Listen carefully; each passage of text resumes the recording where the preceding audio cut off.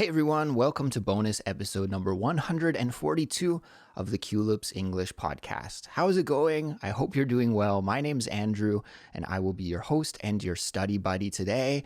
If you don't know me, let me quickly introduce myself. I'm a Canadian, but I live abroad in Seoul, South Korea. And every week here in our bonus episodes, what I do is tell you a story from my everyday life. And I hope by tuning in and listening to these stories, you will be able to build your English fluency. Spending time with natural English is a great way to build your communication skills and to level up your English. And that's what I'm here to help you with these stories. To accompany each and every episode, there's a free interactive transcript and vocabulary glossary. Plus, if you're a Culips member, then you'll also get a comprehension quiz. And speaking of Culips membership, if you're ready to take your English to the next level faster and better than ever, then I highly recommend signing up and becoming a Culips member. When you're a Culips member, you'll get access to lots of benefits and bonuses, such as our weekly speaking classes. We have 3 speaking classes each and every week that you can participate in that happen online over Zoom. We also have helpful study guides and interactive transcripts and quizzes for all of our episodes, not just the bonus episodes, but all of our Culips episodes in our library.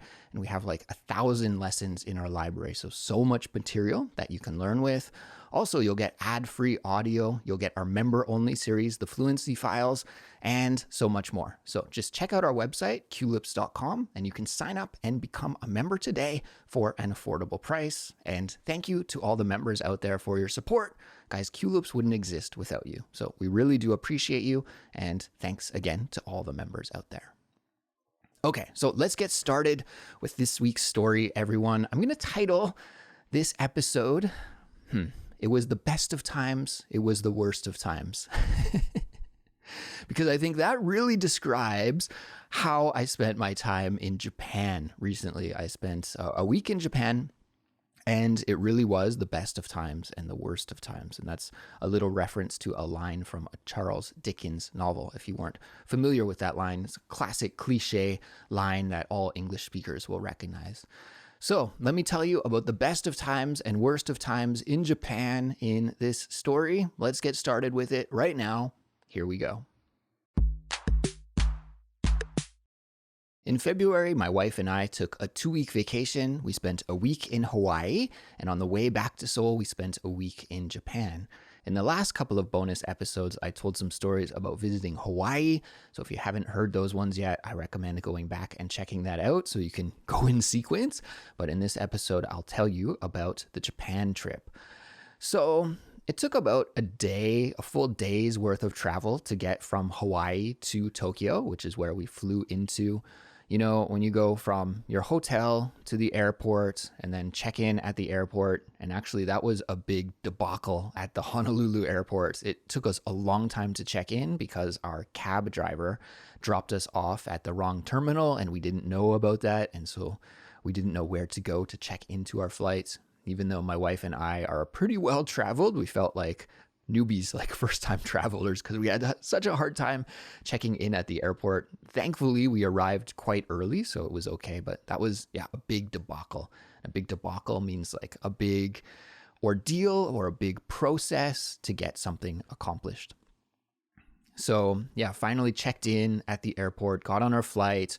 It's probably about 7 or 8 hours from Hawaii to Tokyo, and then arrive in Tokyo, go through immigration, catch the train, go to our hotel, check into our hotel. You know, that's a whole day gone right there. So we spent one day just traveling to Japan. I do have to say that after we arrived in Tokyo and we were staying around the Ueno station, for those of you who are familiar with Tokyo, after we checked into our hotel, we went to a really awesome restaurant. We had one of the best meals of the trip at this little local restaurant that was really close to our hotel, just a couple of blocks away. We had a delicious salmon. I had a salmon steak, and oh man, it was awesome. It's funny, our very first meal in Tokyo, I think, was better than all of the food that we ate in Hawaii. I don't know, Japanese food is amazing, and so it was a really great experience. And I learned one thing during this trip, a little tip to all of you who will visit Japan in the future. And let me tell you, there are so many tourists in Japan right now. It's pretty wild that I think probably many people out there plan to visit Japan sometime in the future. Google Maps is the app that many travelers use, and I think many Japanese people use as well, for, finding new places to go and navigating around the city and all of the functions and things that you can do in Google Maps. Well, I realized that if your app is set to English, like it is for me on my phone, then when you click on a restaurant, you'll get a lot of English reviews. And most of those reviews that are written in English are left by tourists who have visited the restaurant. And if you notice that there are no English reviews, then probably not too many tourists have visited that restaurant. And when you have your phone set to English, then it's likely that you'll see the English reviews first. So I kind of realized that if you click on a restaurant to read the reviews before visiting it, and all of the reviews are in English, then it's probably a tourist trap, or probably somewhere that tourists go and locals don't go as much. So when I was trying to find restaurants for us on this trip, I avoided the English reviews. And if I saw high reviews that were written in Japanese, of course I don't read Japanese, so I couldn't understand the review, but if the rating was high, and sometimes I would use a translator to see what they had to say, well, then those were the kinds of restaurants that we tried to go to get a more local, authentic experience. And the restaurant that we visited had no English reviews at all. It was only Japanese reviews, and they were positive reviews, and the restaurant was great. Really cozy, nice atmosphere. And yeah, after a long travel day, it hit the spot, and we had a nice dinner that first night in Japan, in Tokyo.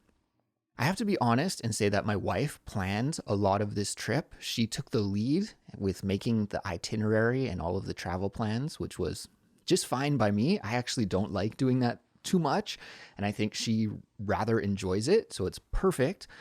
And yeah, I wasn't exactly sure what our itinerary was, but I was under the impression that we were only going to spend one night in Tokyo and then go to a different area outside of the city to a place in the mountains a couple of hours outside of Tokyo called Kusatsu, I believe it's called.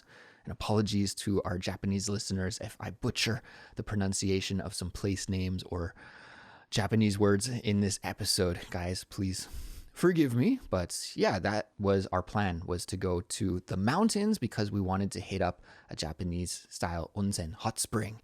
And so I thought, I was under the impression that we were going to go there directly the next day, but I was so stoked and excited to find that that was incorrect, and my wife had planned a buffer day in Tokyo. So that was awesome, because after that long travel day, I was not looking forward to packing up my suitcase again, hauling my suitcase to the train station and taking a train and taking a bus and going to the mountains. That just seemed exhausting. So while we were eating dinner, I was kind of complaining, like, it sort of sucks that we have to go tomorrow to the mountains and to the hot spring. Like, I'm really pretty tired. My wife was like, no, we have a day in Tokyo tomorrow. So that was just amazing to hear. And so that was great. We were able to sleep in a little bit the next day and just have a lazier day. That day in Tokyo, we went to a temple called Sensoji, I believe is the name of the temple. And it would have been amazing to see, I'm sure. It looked really cool, but it was overrun by tourists. Like, there are so many tourists there.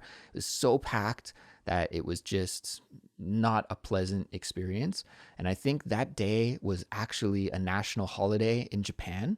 Can't remember exactly what the holiday was, but it was a day off for Japanese people as well. So you can imagine that, people have a day off. Maybe they want to check out the temple, plus just so many tourists in Japan. People these days are saying that Japan is suffering from over-tourism, and I felt that while I was at that temple. So my wife and I took a quick look at the temple, and then we pieced out because it was just so crowded that it wasn't a pleasant experience.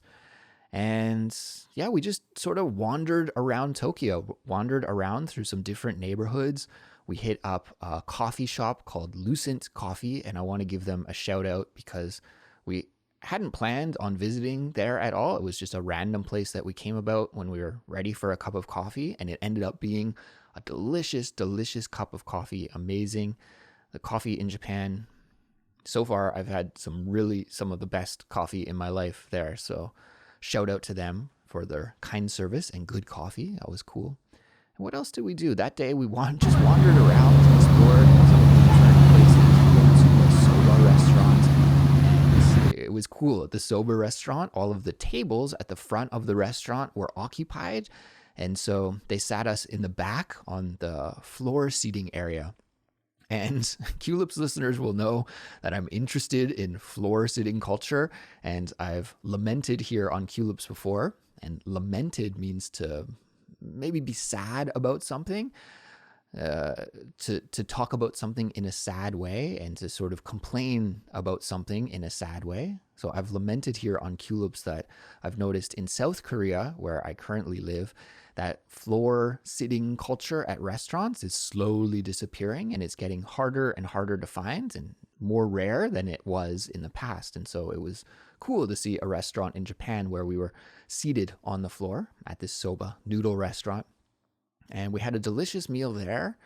And yeah, I was really impressed. This was my first time visiting Japan with my wife. I've visited Japan several other times by myself, but this was our first trip there together. And she can speak just a tiny little bit of Japanese, but it's still way, way, way more than I can speak.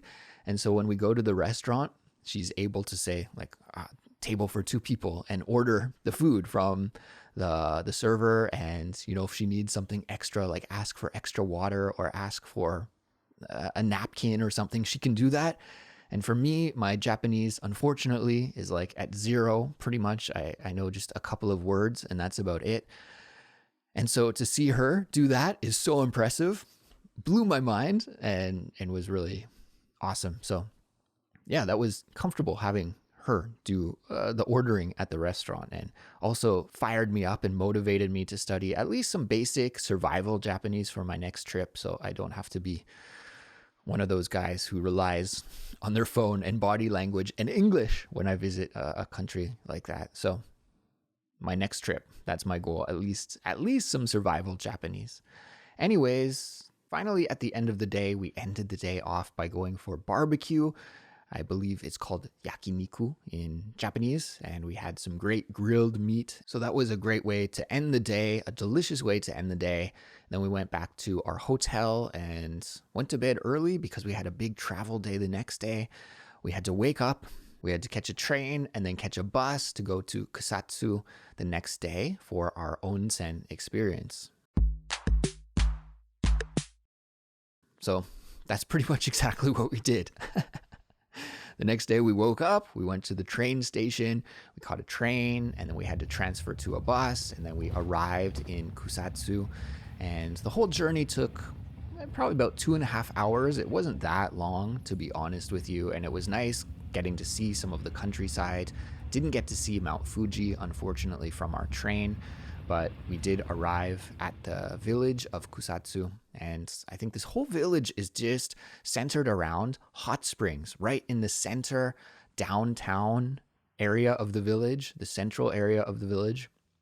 There is a hot spring and this amazing ancient cooling mechanism. So the water comes out of the earth, and then there were all of these pipes, I guess, or channels that were built out of wood that were designed to cool the water. So the water comes out of the ground and then flows through these channels. And as it flows through the water, it cools down. And guys, I did put some photos on our Instagram from the Japanese trip. So if you haven't checked our Instagram yet and you want to see some visuals, then please check out the Instagram. You can see some pictures of some of the things I'm talking about here in this episode. But yeah, the whole village seemed to be centered around hot springs, and we stayed at a traditional Japanese inn, which is called ryokan. And I'm probably mispronouncing that again, so apologies, but the spelling is Ryokan in English, ryokan. And yeah, amazing. It was such a good experience. Traditional Japanese inn and a beautiful room. We had this huge room that was just gorgeous.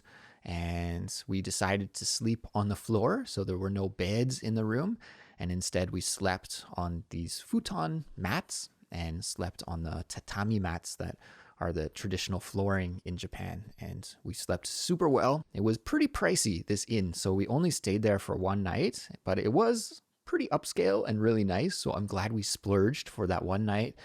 But yeah, essentially we arrived at the village, we checked into our inn, and then we went to our first onsen hot spring. And this one was outside. So we had to walk to the hot spring probably for about a kilometer. And half of that was up this sort of hiking trail because this onsen, this hot spring, was really in the forest. And then we arrived, and I think we had to pay maybe probably around $5 to enter. So it wasn't too expensive. And it's a naked experience. So you have to go into the onsen naked. And because of that, it is gender segregated. So yeah, the women are on one side and dudes are on the other side. So my wife and I had to split up, but we went and we did our own thing. And I have to say, it was such an amazing experience, very relaxing, just so calm and nice to be in that hot bath and the natural hot water with all of the good minerals inside of it. You feel like just a newborn baby after you come out of the bath. And it was still winter when we were there. So to be in the forest and there was some snow lightly falling, it was just a super relaxing, awesome experience. And yeah, really, really good. I feel like hot springs are my new thing. I talked about visiting a hot spring in Canada with my brother not too long ago in a bonus episode from the past. And I'll put the link to that episode in the description for this one if you want to go hear about that hot spring experience.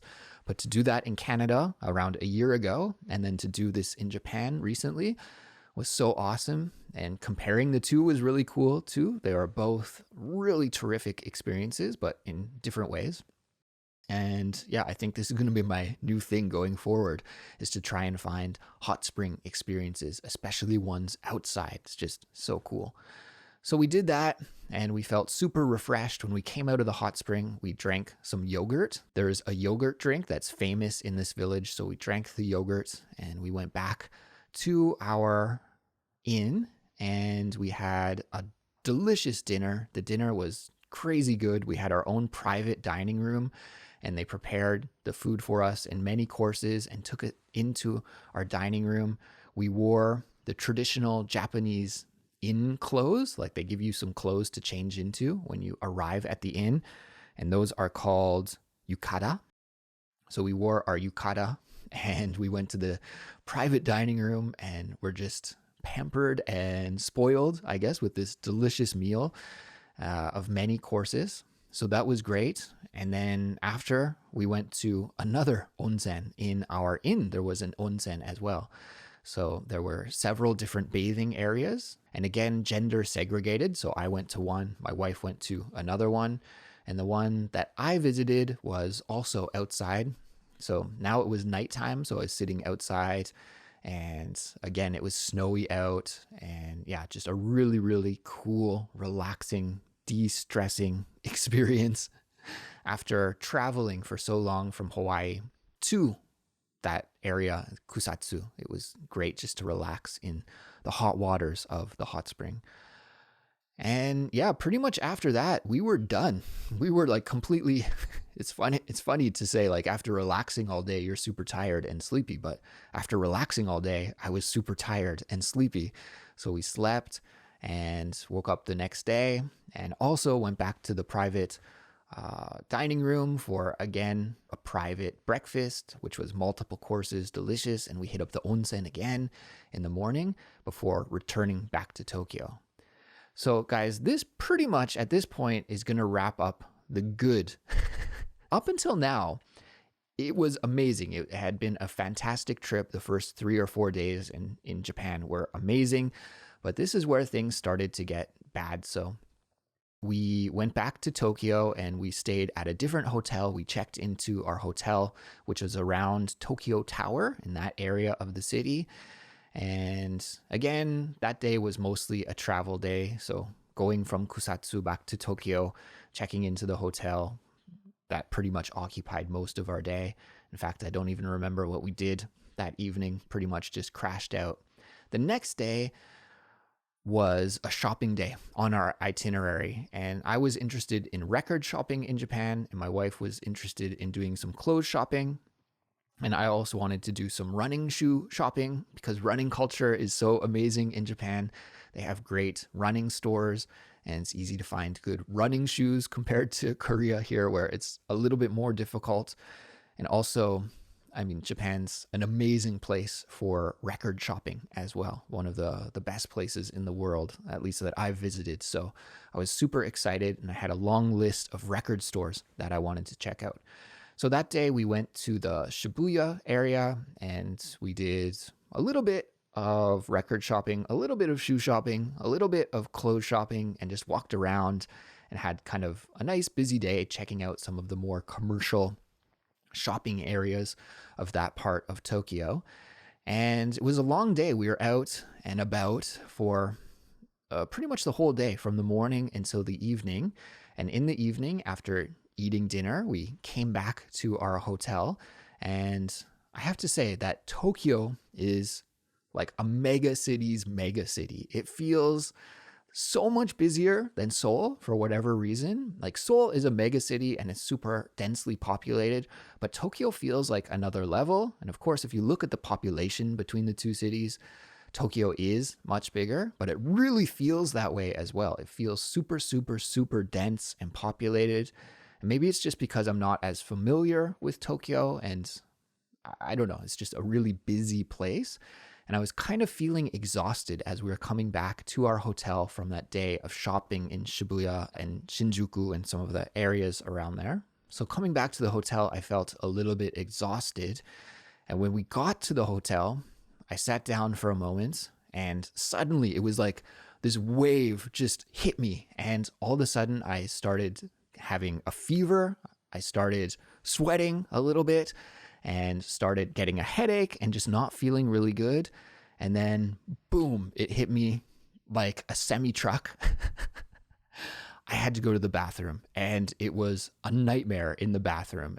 I just got hit with the worst, I don't know what it was, food poisoning or maybe norovirus or something, but I was suddenly so sick. And we have this expression in English called, maybe you can guess what the meaning is. It's to come out at both ends. So if you're sick and you're throwing up and it's coming out one end of your mouth, and if you're sick and you have diarrhea and it's coming out the other end, well, that's the expression that we use, to come out at both ends. And man, was it coming out at both ends. I was so sick very suddenly. It just sort of hit me and I stayed sick for the next several days until we had to go back to Seoul, in fact. So we were planning to stay in Tokyo for another 3 days before coming back to Seoul. And that whole time I was just in the hotel being really sick, like running to the bathroom almost at first. It was every 15 minutes or so. And then a little bit later towards when I left, it was like maybe every hour or so. But yeah, it was terrible. I've never had an experience like this. I've never had food poisoning before or a virus before. And I was trying to figure out, like, what was it that I ate or what happened? How did I get so sick so quickly? And it was really weird because my wife and I had exactly the same food and she was fine. And I thought, if it was a virus, then a virus would be infectious and probably she'd get it too, but she was fine the whole time. So I don't know. I don't know what happened, but it was a terrible experience. And of course, I didn't want to spoil my wife's vacation. So I told her, you can go out and explore Tokyo and do the things that you want to do.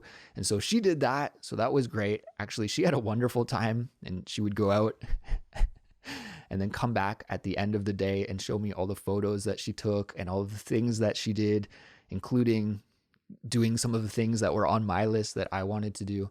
So that was really unfortunate. But yeah, it was lucky that our hotel room in Tokyo was so small. It was only a couple of steps from the bed to the bathroom, but I was just going back and forth from the bed to the bathroom.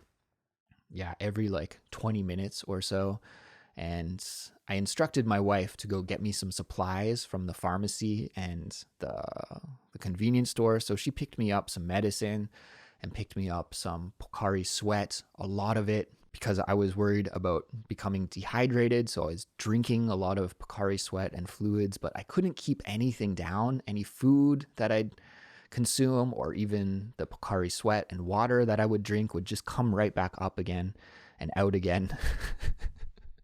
So a terrible experience. In fact, that first day when I was really sick, I couldn't do anything. I had a bad headache. I couldn't watch TV. I couldn't watch Netflix on my phone. I could just sort of lie in bed and listen to podcasts. I couldn't do anything visual. I couldn't read books, anything like that. And slowly it did start to become better. But still, by the time we had to check out of our hotel and go back to Seoul, I was really worried. I was like, oh, do we have to extend our trip? I don't know if I can make it on the subway. I don't know if I can make it on the train to the airport. Like, what am I going to have to do if I have to go to the bathroom and I'm stuck on the subway? And my wife was joking that she was going to go buy me some diapers. It was that bad, guys. It was really, really bad. In retrospect, I probably should have gone to the hospital. But thankfully, just the night before we had to wake up and check out of our hotel to get the airplane, I was researching about the best medicine that you could take for this situation in Japan and trying to find what it was called. And I found a medicine called, it's got a really funny name, and I don't know how the Japanese pronounce it, but on the box it was written in English, stopper. And so this stopper medicine is supposed to stop any throwing up from happening, stop any diarrhea from happening. And so I instructed my wife, you must go to the drugstore and get me some stopper. All of the reviews that I had read online said this was the medicine that you need to take. And so she got me the stopper, and thankfully it worked. It stopped everything. And so I was able to take the train and take the subway and take the airplane back to Seoul and get home. So yeah, that last part of the trip was really a bust. I didn't do anything for the final 3 days in Tokyo except run between my bed and the bathroom. So that was really a shame and kind of unfortunate that the trip had to end with that sour note, ended on a sour note. It wasn't a pleasant way to end the trip. I am kind of glad that it happened in Tokyo because it's easy for me to visit Tokyo. It's only a couple of hours flight away, and it's not really expensive to visit there, at least compared to Hawaii. So the Hawaii portion of the trip was amazing. And if I had been sick like that in Hawaii, then it would have been really a waste of time and money. Of course, nobody wants to be sick on holiday, but if it had to happen anywhere, I guess I am kind of thankful that it happened in Tokyo because it's easy for me to visit. And my wife had an amazing time. She was, thankfully also, she does well on her own. So she wasn't upset that she couldn't travel with me or not. She's pretty independent and does well on her own. So it was fine for her to spend a couple of days in Tokyo hanging out by herself and just wandering around by herself. But she had a great time. So we'll definitely be back. And next time, I hope that I will be fully healthy. When we did come back to Seoul, I was still quite sick for another 3 or 4 days. Like, I felt like I was really out for like a week, where I was useless for a week. I couldn't do anything. So I don't know what it was exactly, but it hit me like a ton of bricks. It was just an intense sickness. And I lost weight. Even if I look at some photos that I took of myself, I look really gaunt. And gaunt means to look quite skinny. So my face looked really skinny. And yeah, this was the lead up to my marathon as well. I ran the Seoul Marathon in mid-March. I think it was March 16th we ran it. And this was like right at the start of March, end of February, where I was going through this. So it was pretty much the worst timing imaginable to get sick while on vacation and while kind of prepping for a marathon. But anyways, I survived in the end. I didn't die. I'm here in full health. I was able to finish the marathon even. And thanks, by the way, to everyone who's been asking me about the marathon. I got a lot of DMs and comments on social media to either cheer me on or to ask me about how the experience went. And so I think I'll talk about that next week. So I'll do a Seoul marathon recap for next week's bonus episode. But for this week's episode, I think this is a good place to stop. So congratulations if you made it all the way to the end. Thank you for listening to my travel story about the best of times and worst of times in Japan. And for this week's completion code, why don't we go with the idiomatic expression to hit me like a ton of bricks? I told you that while I was in Tokyo, I got super sick super suddenly, and that sickness hit me like a ton of bricks. And that just means that something impacted you really, really intensely and suddenly and when you weren't expecting it. And so that's what happened to me. That sickness hit me like a ton of bricks.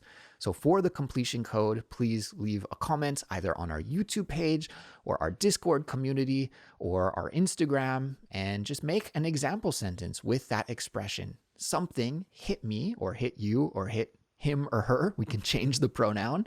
Hit someone like a ton of bricks. And by leaving that example sentence, that will signal to me and our entire Culips community that you made it all the way to the end of this episode. All right, everyone. So please take care. Don't be sick like I was. It's terrible. I wouldn't recommend it to anyone. So stay healthy and happy. Have a great week of English studying up ahead, and I'll catch you in the next Culips episode. Until then, bye-bye.